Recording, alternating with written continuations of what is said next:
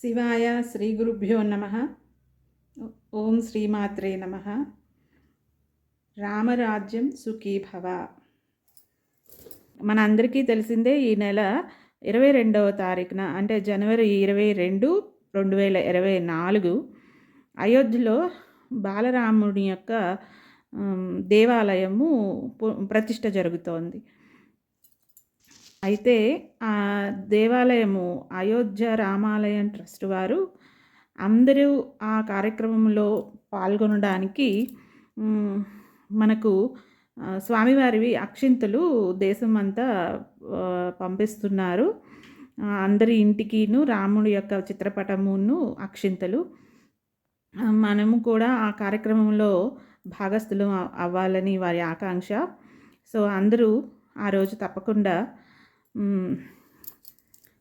వీలైన వాళ్ళు రామరక్షా స్తోత్రం చదువుకొని ఆ రాముడి ప్రతిష్ట చూసుకున్న తర్వాత సాయంత్రం ఇంటి ముందు ఒక 5 దీపాలంట వెలిగించుకోండి. అంటే ఇది మనందరి పండగే. రాముడు మనందరికీ ప్రతీక.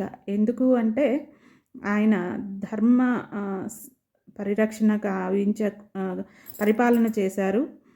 తర్వాత అసుర గుణాలైన 10 రాక్షస గుణాలని నిర్మూలించి అమ్మవారి యొక్క 16 కళలు యొక్క సౌభాగ్యం ఏవైతే ఉంటాయో ఆ కళలను సంపూర్ణంగా ఆయన పొందారు. అందుకనే ఆయన్ని సకల గుణాభిరాముడు అంటారు.